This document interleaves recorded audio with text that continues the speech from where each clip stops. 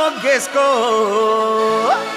సాలకుంటే వాన్నేసుకో ఏ నచ్చినాక దీన్నేసుకో మల్లడ్డు గని పెళ్ళి.